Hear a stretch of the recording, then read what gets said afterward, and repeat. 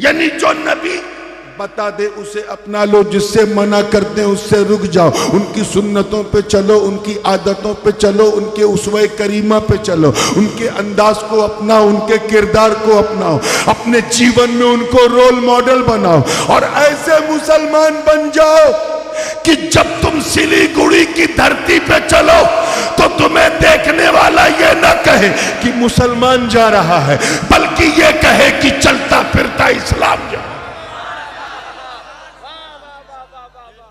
वरना हम तो इतने घाटे में हैं, इतने घाटे में हैं, इतने घाटे में हैं।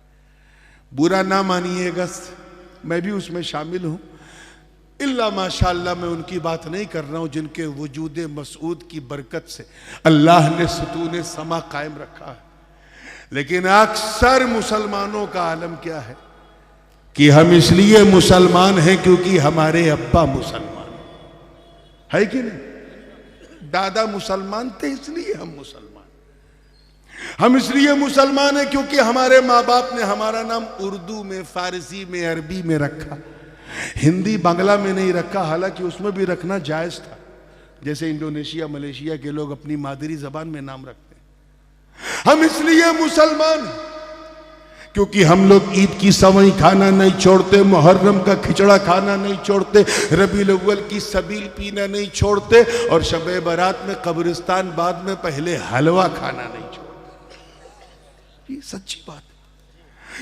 हमारी पहचान सिर्फ ये कि हम इसलिए मुसलमान हैं कि हफ्ते में एक दिन अपने माँ बाप के दबाव में आके हम मस्जिद चले जाते हैं और ये ख्याल रख के जाते हैं कि ऐसे टाइम जाएं जब इमाम साहब मिंबर पे बैठ जाएं और 2 रकत पढ़ करके ऐसा भागते जैसे लगता है एनजेपी से ट्रेन छूटने वाली है। अगर कोई एक पहचान बताई जाए जो सब में कॉमन है आज के जमाने में हमारे मुसलमान होने की, तो वो सिर्फ ये है कि हम इसलिए मुसलमान हैं क्योंकि हमारी मुसलमानी हुई है, खतना हुआ है। इससे बड़ी जाहिरी पहचान आज हमारे पास नहीं। जरा सोचो यार, हम वो मुसलमान नहीं जिन्होंने बदर उहद खैबर और खंदक में परचम इस्लाम को लहरा दिया। हम वो मुसलमान नहीं जिन्होंने अंताकिया की कलीसाओं में घुस के अजान दे दी। हम वो मुसलमान नहीं जिन्होंने रोमा का गुरूर भी मिट्टी में मिला दिया। हम वो मुसलमान नहीं जिनके तसव्वुर से कैसर और किसरा के ऐवान में जलजले आ गए। हम वो मुसलमान नहीं जिन्होंने मैदान, तवज्जो चाहूंगा इस नुक्ते पे, मैदान बदरो हुनैन में अपने काफिर रिश्तेदारों के खिलाफ तलवार उठाकर ये पैगाम दे दिया कि ऐ लोगों, रिश्तेदारी और है, मुस्तफा की वफादारी और है।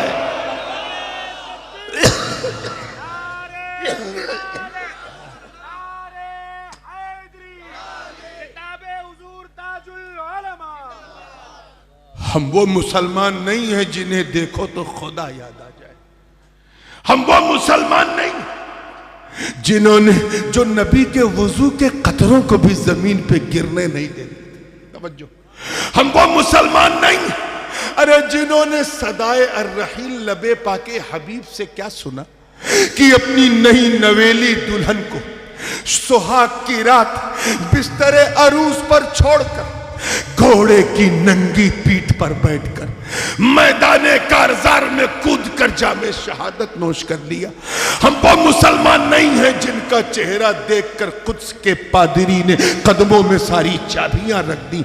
हम वो मुसलमान नहीं हैं जिनके तसव्वुर से रुस्तम और सोहराब का कलेजा थरथरा जाए।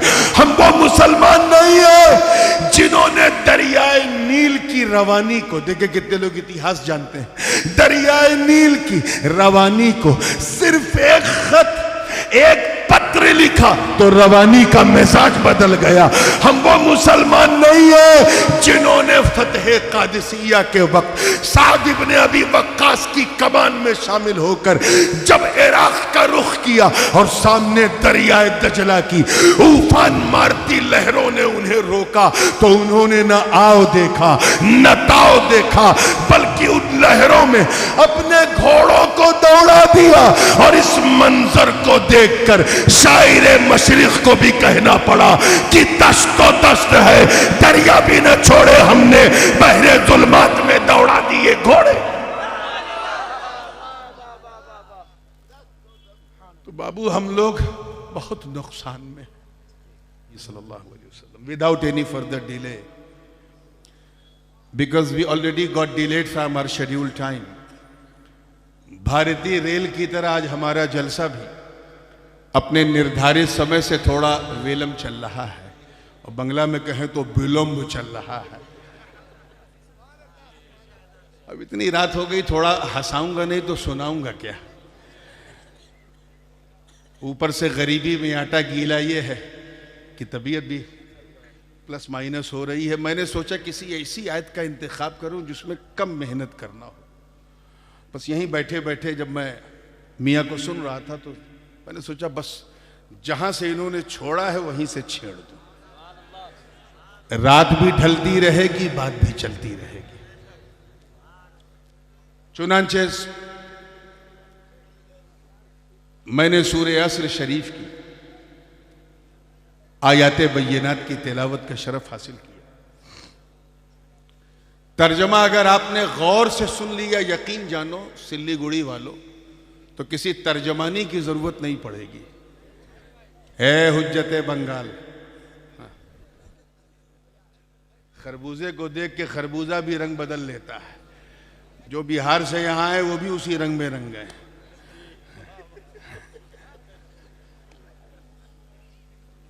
मुस्कुरा के फ्रेश हुए हैं। तो जो मैं अर्ज कर रहा था कि अगर तर्जमा अपने गौर से सुन लिया तो किसी तर्जमानी की जरूरत नहीं पड़ेगी। अल्लाह की मेहरबानी होगी तो इंशाअल्लाह समझने में आसानी होगी। और एक चटपटी बात कहूं, इजाजत है? आए, जब आप लोगों को समझने में आसानी होगी तो उन लोगों को बहकाने में बड़ी परेशानी होगी। फिर भी तर्जमा कर दूं ताकि आसानी भी हो जाए, थोड़ी मेहरबानी भी हो जाए। अल्लाह पाक कसम उठाते हुए इरशाद फरमा रहा है, कसम है जमाने की, वक्त की, समय की, बेशक इंसान खसारे में है, घाटे टोटे में है, मगर वो लोग वो घाटे में नहीं है जो ईमान लाए, भले काम किए। भले को भालो कर दो तो बंगला हो जाए। भालो काम किए, अच्छे काम किए, और आपस में एक दूसरे को वसीयत की, हक की ताकीद की, और आपस में एक दूसरे को सब्र की तलकीन की, वो नुकसान में नहीं।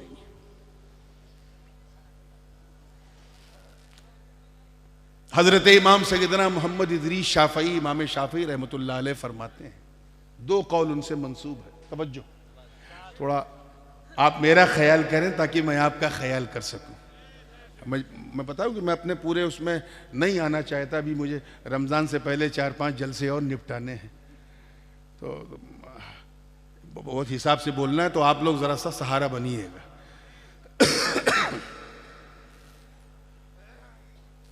इमाम शाफई से दो कौल मंसूब हैं, मनकूल हैं। एक तो यह कि आपने फरमाया कि ये एक ऐसी सूरत है जो अल्फाज के एतबार से तो बड़ी मुख्तसर है, बल्कि इससे मुख्तसर सिर्फ सूरह कौसर है, उससे बड़ी ये है बस।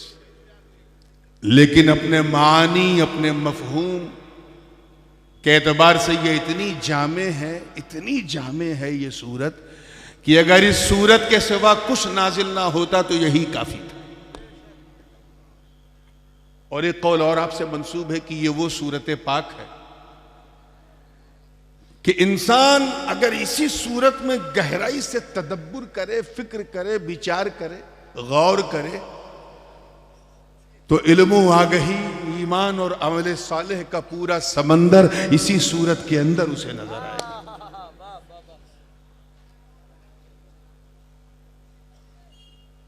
इमाम फखरुद्दीन राजी अजिल्ले मुफस्सिरीन में से, सूफिया मुफस्सिरीन में से, साहिब तफसीर कबीर फरमाते हैं इस सूरे के बारे में कि अल्लाह पाक ने फरमाया वल अस्र, कसम खाई है जमाने की। तो यहां अस्र से चार उन्होंने मुराद दी, चार माने। ए भैया क्यों नाक कटवा रहे हो? अभी नहीं सुना इंसान घाटे में है और फिर बोल के और घाटे में जा रहे हो? अभी तो मैं सिर्फ ये देखने की कोशिश कर रहा हूं कि आप सुनना क्या चाहते हो। बस एक मरतबा ट्रैक बिछ जाए, फिर ट्रेन कैसे चलानी है इंशाल्लाह ये बीमार चला लेगा। इमाम फखरुद्दीन राजी चार इसकी तफसीर फरमाते हैं, तौजीह फरमाते हैं। पहली तो ये कि फरमाया अस्र से मुराद जमाना है, मुतलक जमाना, यानी अल्लाह ने जमाने की कसम खाई। किसकी कसम खाई? जमाने की कसम खाई। जमाने को इतनी अहमियत क्यों दी गई? क्योंकि ये वो जमाना है कि अगर जमाना ना होता तो हमारा यहां आना ना होता। 24/7 जमाना अपनी तकदीर के साथ चल रहा है। वह शम्सु तजरील मुस्तक़र्रिल्लाह, इससे बड़ा गवाह और कोई है ही नहीं। ये अगर आदम की सफवत का गवाह है तो नूह की शजाअत का भी गवाह है। इब्राहिम की खुल्लत का भी गवाह है तो इस्माइल के ज़ब्हो ईसार का भी गवाह है। यह जमाना अगर दाऊद की कुव्वत का गवाह है तो सुलेमान की हुकूमत का भी गवाह है। यह अगर याकूब की इस्तिकामत का गवाह है तो यूसुफ के हुस्नो जमाल और सुंदरता का भी गवाह है। यह जमाना अगर मूसा के जलाल का गवाह है तो ईसा के जमाल का भी गवाह है। इस जमाने ने बड़े बड़े फरायना, बड़े बड़े नमारेदा भी देखे। ऐसे ऐसों को देखा जो अपने आप को खुदा समझते थे और हालत उनकी ये हो गई कि उनकी दास्तां भी न रही दास्तानों में। बड़े बड़े कारून का गवाह है यह जमाना, जिन्हें अपनी दौलत पे नाज था। बड़े बड़े शद्दाद का यह जमाना गवाह है, जिन्हें अपनी कुव्वत और हमीयत पे नाज था। बड़े बड़े नमरूदों का गवाह है जिन्होंने आतिशे नमरूद भड़का के सोचा था हम जीत गए। अल्लाह पाक जमाने की कसम खाकर यह बता रहा है कि ऐ लोगों, जमाना जब से शुरू हुआ है तब से ये चल रहा है, कयामत तक चलता रहेगा।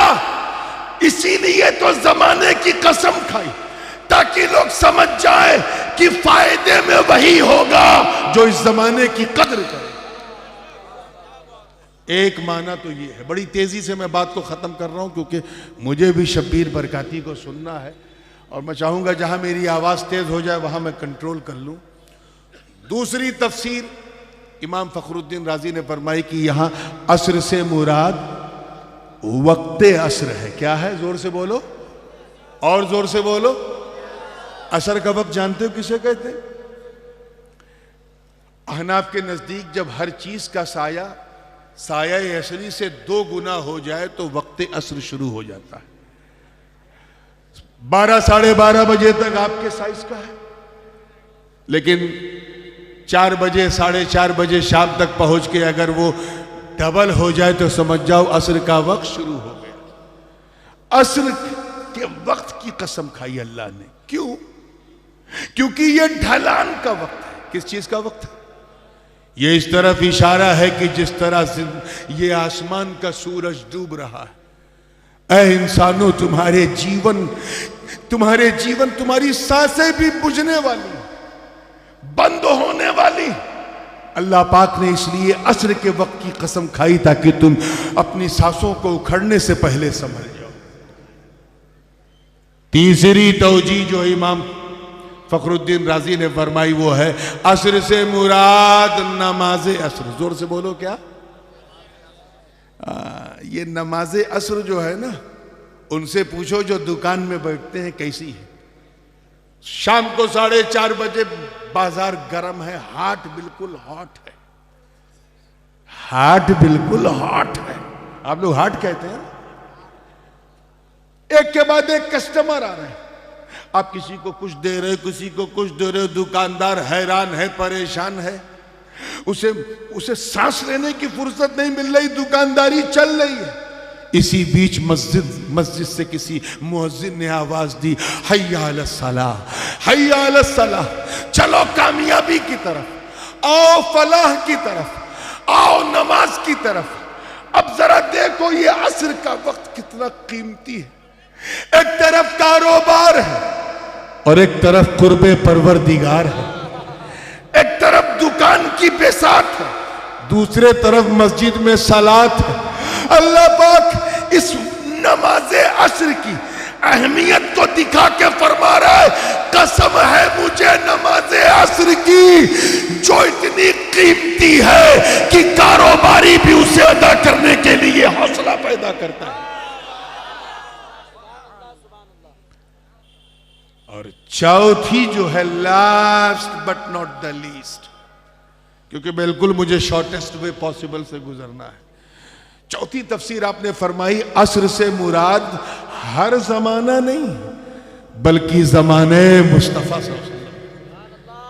जमाने हबीब, वो जमाना की अगर वो जमाना ना होता तो कोई जमाना ना होता।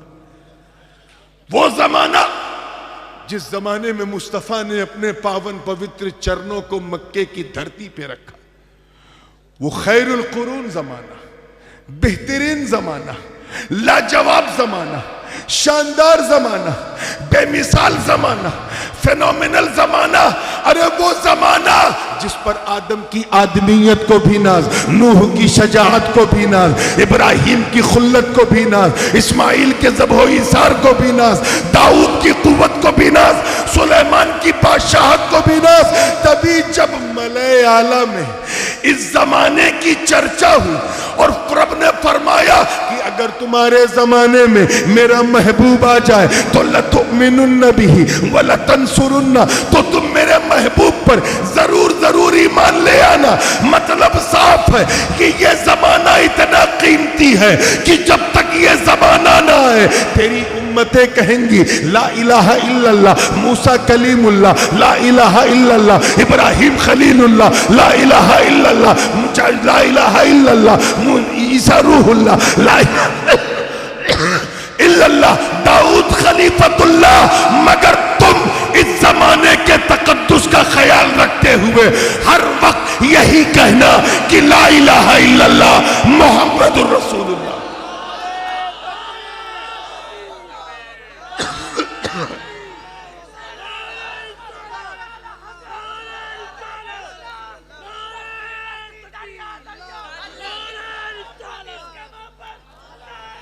तवज्जो तवज्जो, बैठो बैठो बेटा बैठो।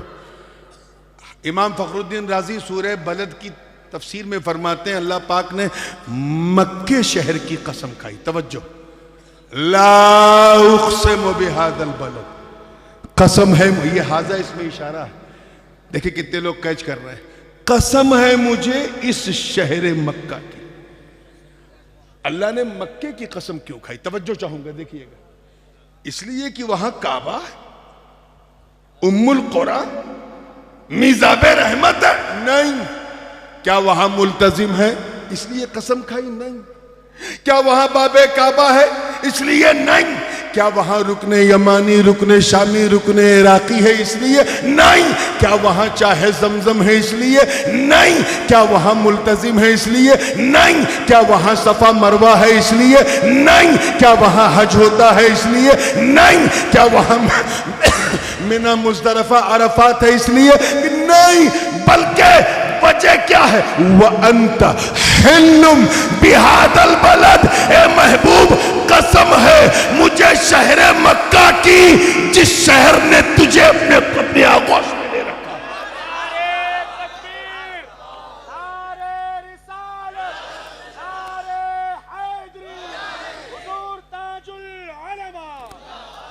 कसम है मुझे उस शहर मक्का की, ये महबूब जिन्होंने तेरे कदमों का बोसा लिया है। उस शहर मक्का की कसम जिन्होंने तेरी जुल्फों की खुशबू सूंघी है। उस शहर मक्का की कसम जिन्होंने तेरी सांसों की ठंडक को महसूस किया है। मतलब साफ कि मक्के की कसम खाई इसलिए क्योंकि मक्का मुस्तफा से मंसूब, जमाने की कसम इसलिए खाई क्योंकि जमाना महबूब से मंसूब। एक बात और सुनते चलिए, उन्हीं से पूछा गया, इमाम फखर राजी से पूछा किसी ने, हजरत ये बताइए कि मक्का अफजल है या मदीना अफजल है? तवज्जो, आपने तफसीर में लिखा है कि एक मुहद्दिसीन की एक बहुत बड़ी जमात है जिन्होंने लिखा है कि मक्का अफजल है, और उनसे बड़ी जमात वो है जिन्होंने लिखा है कि मदीने मुनव्वरा अफजल है। किसी ने दोनों को कहा यकसा है, मक्के को इसलिए कहा क्योंकि वो मुस्तफ़ा का दारुल मीलाद है, मदीने को इसलिए कहा क्योंकि वो दारुल इरशाद है। दोनों ने अपनी तौजी बयान की, मगर हजरत शहाबुद्दीन सोहरवर्दी ने क्या कहा? आए हाय, हजरत शहाबुद्दीन सोहरवर्दी फरमाते हैं कि सुन सुन, तवज्जो चाहूंगा, देखिए कितने लोग कैच कर रहे हैं। फरमाया सुन, मक्का और मदीना फी नफ्सिही एक दूसरे से ना अफजल है ना मफजूल। सच्चाई ये कि जब तक मेरे नबी मक्के में थे मक्का अफजल था, जब मदीने में गए तो मदीना अफजल।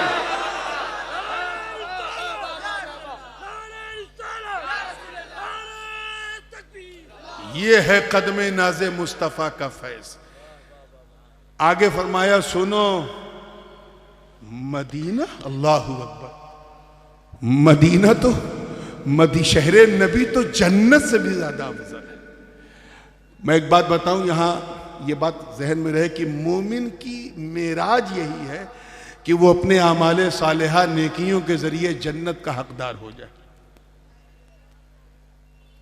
क्योंकि नईम वो नेमत है जिसके पीछे सबको जाना है, उसी में फलाह है, उसी में भलाई है। मगर सूफिया किराम की तो बात ही अलग है। हजरत शहाबुद्दीन सोहरवर्दी फरमाते हैं कि सुन, अभी देखिए कितने लोग कैच कर रहे हैं, अभी जन्नत बसाई नहीं गई है, अभी मैदान महशर बपा नहीं हुआ, अभी मीजान नहीं लगाया गया है, अभी लिवाउल हम्द नहीं तैयार हुआ है, अभी नबी मकाम महमूद पे विराजमान नहीं हुए हैं, अभी सूरज सवा नेज़े पे नहीं आया है, अभी इसराफील ने सूर नहीं फूका है, अभी कयामत नहीं आई है। इसलिए जब तक कयामत ना आ जाए, जब तक मेरा नबी अपनी उम्मत को बख्शवा कर जन्नत खुद ना चले जाए, तब तक मदीना अफजल, जब मुस्तफा जन्नत चले जाए तो जन्नत अफजल।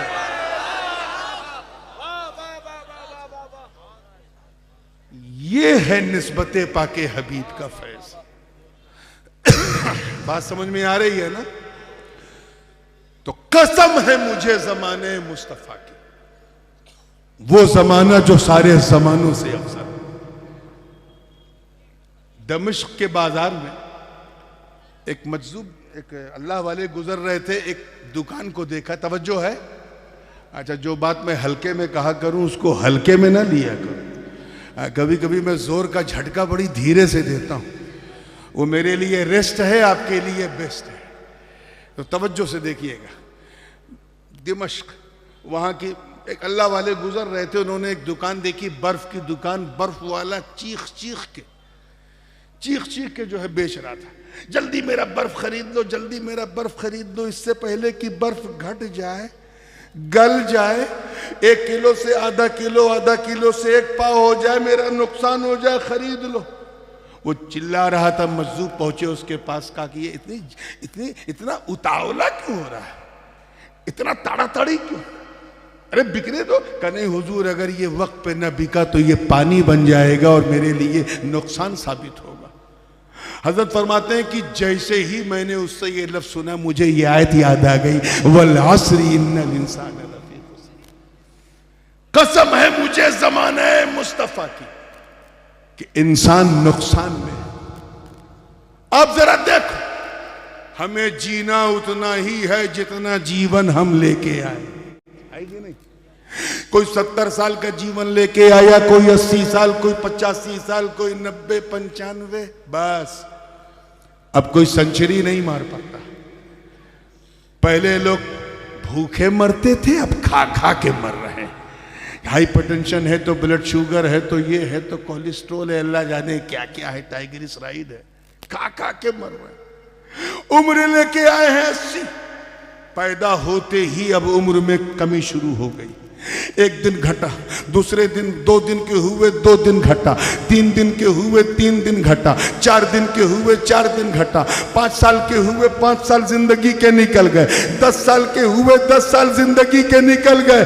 वो फरमाते हैं कि यही तो राज है, जिस तरह दुकानदार का बर्फ न बिके तो पड़ा पड़ा गल जाता है, उसी तरह अगर इंसान अल्लाह पर एतमाद न करे, ईमान न लाए, अमले सोलेह न करे, नेकियां करे, तो उसकी जिंदगी घटती जाती है, घटती जाती है। जब वो मैदान कयामत में उठता है तो सिवाय नुकसान किए कुछ लेके नहीं जाता। अपने आप को नुकसान से बचाओ मुसलमानों। ये जो हम बर्थडे मनाते हैं, मैं ये नहीं कह रहा हूं कि मनाना दुरुस्त नहीं, मनाओ, लेकिन यार इसमें खुशी किस बात की? इस बात का गम मनाओ कि आज तेरे जीवन का 1 साल कम हो गया। ये हजरत अली करमल्लाहु वजह का कौल है कि जैसे जैसे जिंदगी बढ़ती है वैसे वैसे उम्र घटती है। अपनी इस घटती हुई उम्र को बर्बाद होने से बचा लो। ईमान ले आओ। क्या ले आओ? और ईमान क्या नाम है? ईमान नाम है उस चीज को तस्लीम करने का जो नबी लेके आए।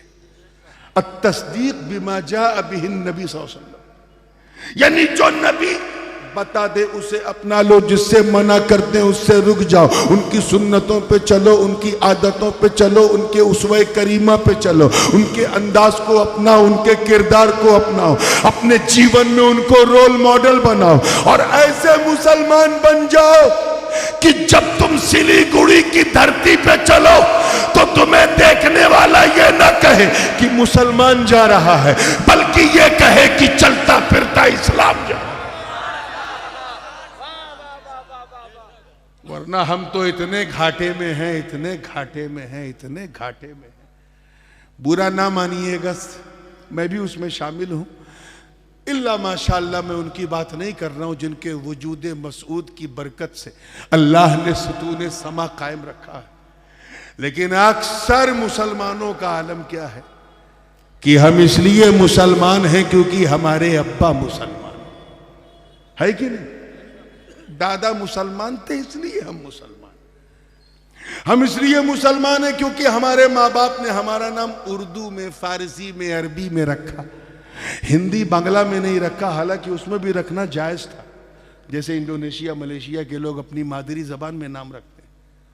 हम इसलिए मुसलमान क्योंकि हम लोग ईद की सवई खाना नहीं छोड़ते, मुहर्रम का खिचड़ा खाना नहीं छोड़ते, रबीउल अव्वल की सबील पीना नहीं छोड़ते और शबे बारात में कब्रिस्तान बाद में पहले हलवा खाना नहीं छोड़ते। ये सच्ची बात है।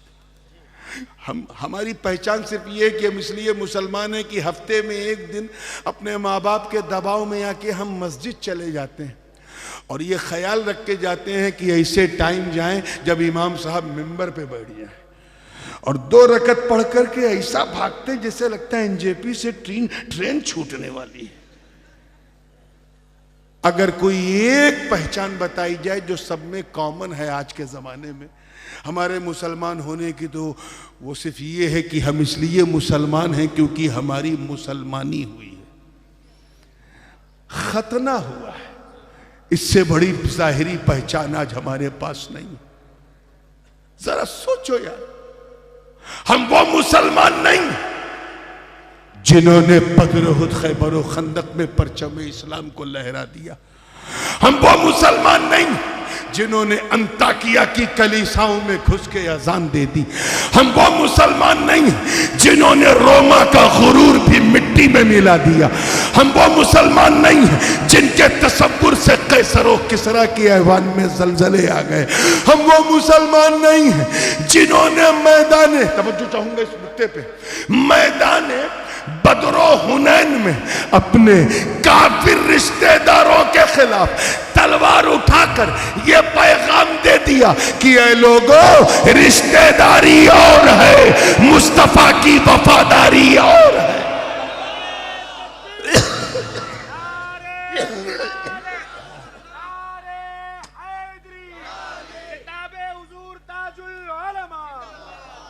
हम वो मुसलमान नहीं हैं जिन्हें देखो तो खुदा याद आ जाए। हम वो मुसलमान नहीं जिन्होंने, जो नबी के वुजू के कतरों को भी जमीन पे गिरने नहीं देते।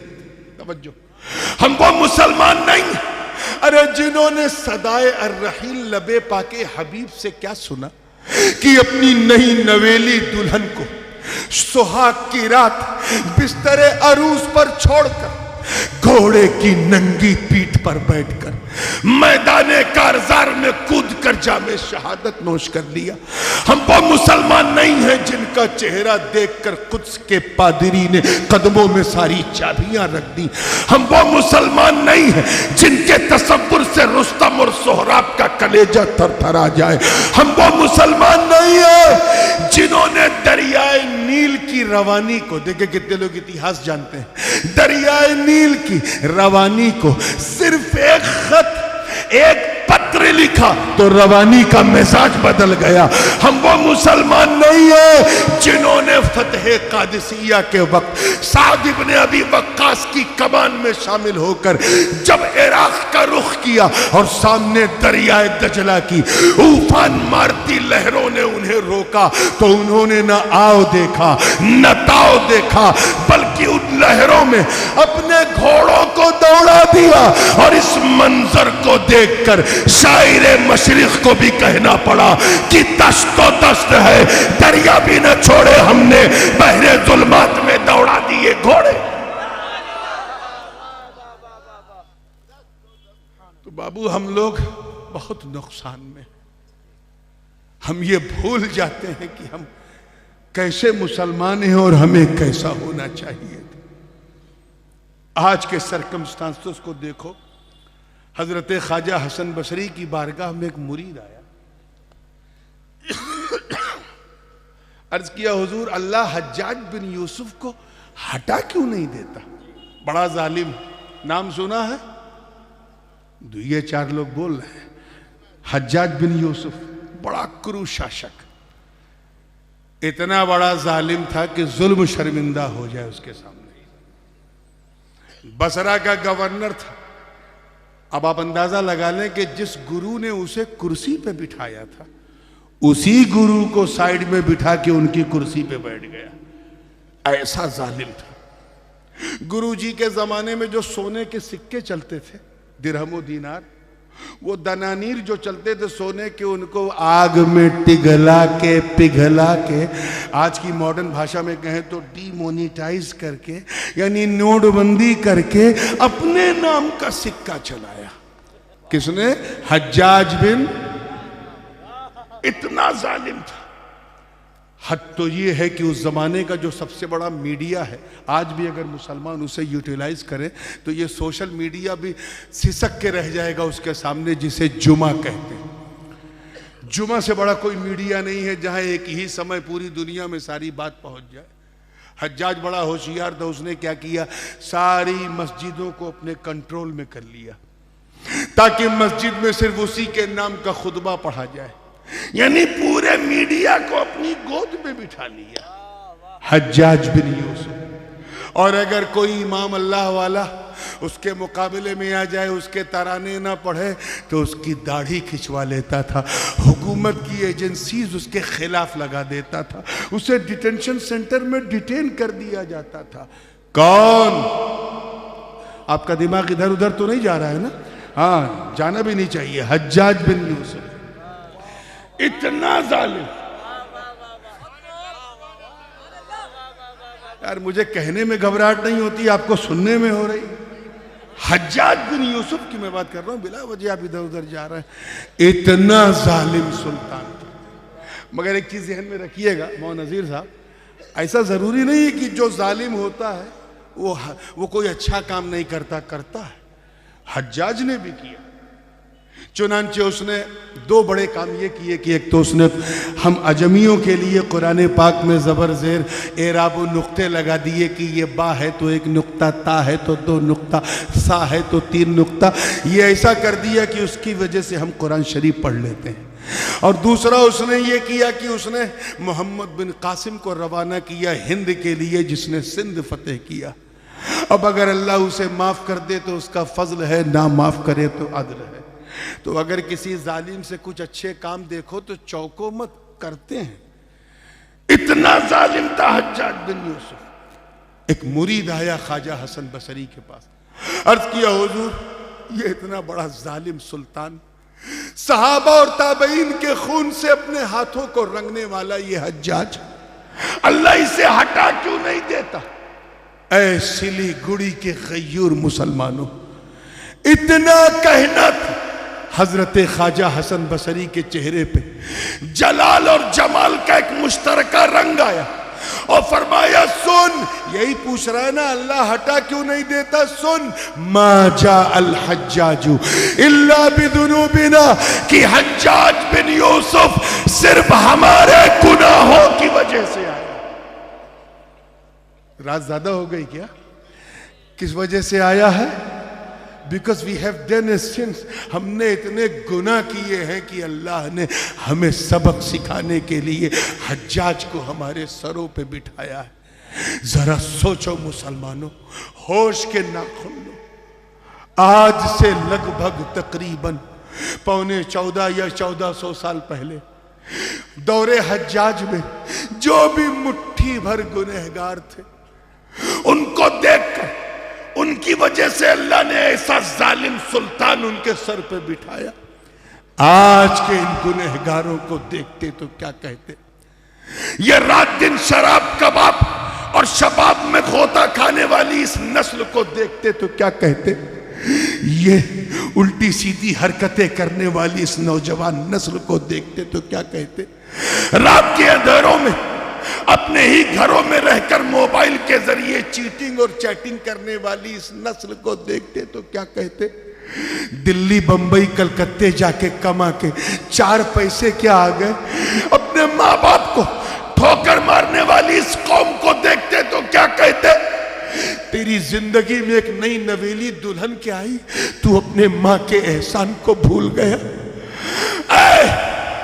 किसी दुल्हन की कमबख्त मुस्कुराहट के सामने अपनी बूढ़ी मां को धक्के मारने वाले, कभी एक सेकंड के लिए तूने सोचा कि तेरी बीवी ने तुझे तब प्यार किया जब तेरे पास खिलाने के लिए रोटी थी, तब प्यार किया जब ठहराने के लिए मकान था, तब प्यार किया जब उसे पहलाने के लिए तेरे जिस्म में ताकत थी, तब उसने प्यार किया। लेकिन मां ने तो उस वक्त भी नहीं छोड़ा जब तू दूध का फीडर भी नहीं उठा पाता था। इतना छोटा था। क्या हो गया तुझे इंसान? तू क्यों भूल गया कि इस दुनिया में हम परमानेंट नहीं है? डे बाय डे हमारी जिंदगी कम होती जा रही है। जैसे जैसे सुबह होती जा रही है, शाम होती है, फिर सुबह होती है, शाम होती है, and you have forgotten completely. क्या तुम भूल गए कि एक दिन तुम्हें मरना है? इसलिए अगर कामयाबी की मंजिल से हमकनार होना तो ऐसा ईमान लाओ, ऐसा ईमान लाओ कि तुम्हें देखने वाला कहे जब बंदा ऐसा है तो मौला कैसा होगा, जब उम्मती ऐसा है तो नबी कैसा होगा, अरे जब मुरीद ऐसा है तो पीर कैसा होगा। और सिर्फ ईमान लाने से भी काम नहीं चलेगा। वामिलुस सालिहात, अच्छे काम करो।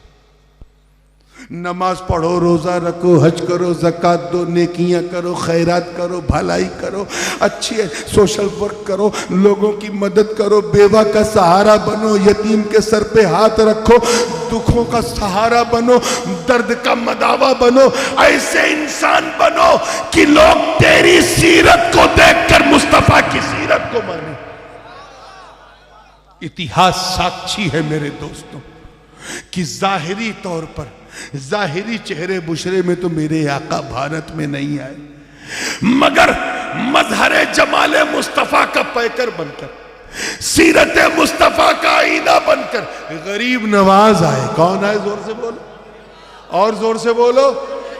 ऐसा आए, ऐसा है कि दुनिया देखकर सजदरो हैरा कि चेहरा तो ख्वाजा का है, जलवा आका का नजर आ रहा है।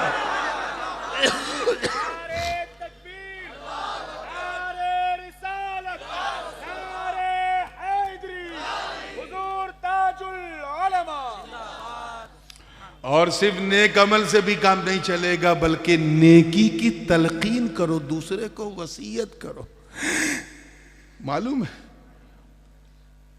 एक रवायत है, अल्लाह पाक ने हजरत इसराफील को हुक्म दिया कि ये जाओ और फला मकाम पर मेरे जितने नाफरमान बंदे हैं उस जमीन पर मेरा अजाब उतार दो। फरिश्ता है, उन्होंने अर्ज किया, ये अल्लाह, उसमें तेरा एक बड़ा नेक भला बंदा भी रहता है, रात दिन मैं उसे सजदे में देखता हूं शुक्र अदा करते हुए, अगर अजाब नाजिल हुआ तो वो भी हलाक हो जाएगा। अल्लाह पाक ने फरमाया जा उसे भी हलाक कर दे। कहा या करीमा क्यों?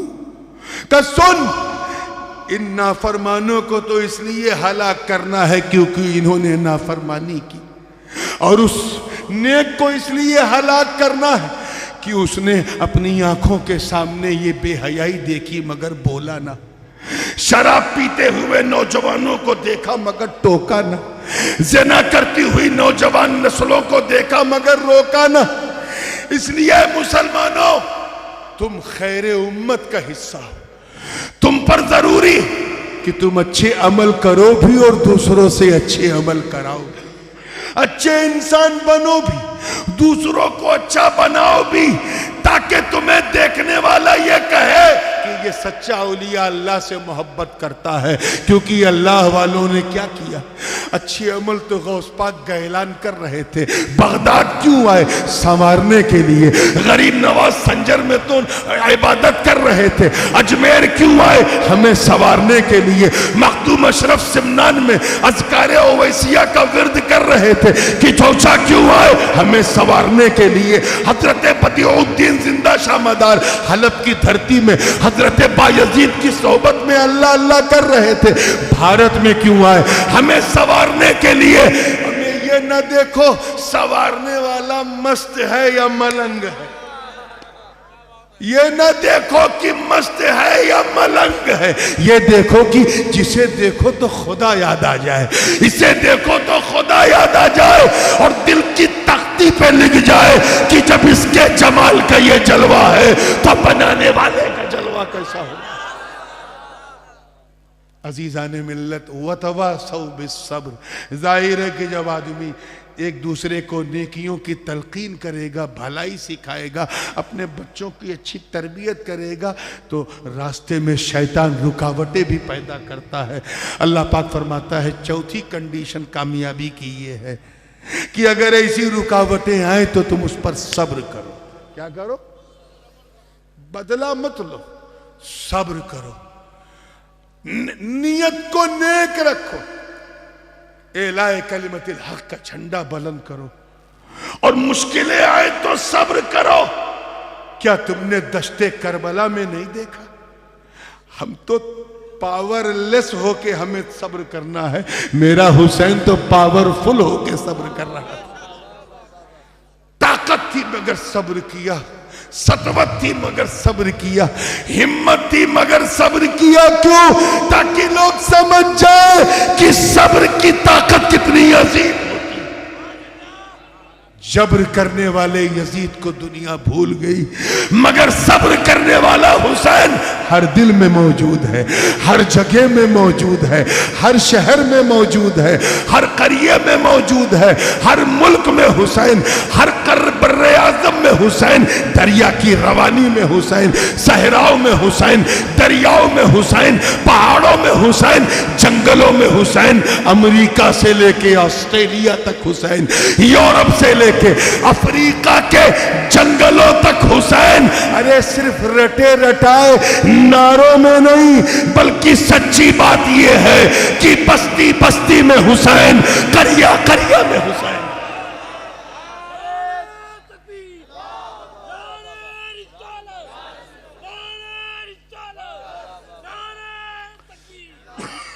गला मेरा बिल्कुल फंस गया है, मैं यहीं अपनी वाणी को विराम दे रहा हूं, इस यकीन के साथ मेरे दोस्तों कि तुम्हें कामयाबी की तरफ बढ़ना है। अपनी मर्जी से न इस दुनिया में आए हो, कोई आया है अपनी मर्जी से? जोर से बोलो। जाओगे अपनी मर्जी से तो फिर अपनी मर्जी से जीने की कोशिश क्यों करते हो? आए हो अल्लाह की मर्जी से, जाओगे अल्लाह की मर्जी से, तो जियो भी अल्लाह की मर्जी से। अपना आज बेहतर करो, क्योंकि तुम इस दुनिया में पहले थे नहीं। पहले थे इस दुनिया में, पहले थे, मरने के बाद इस दुनिया में रहोगे। हमें तो जब तेरा अतीत नहीं, तेरा भविष्य नहीं, तो तेरा वर्तमान कैसे संभव है?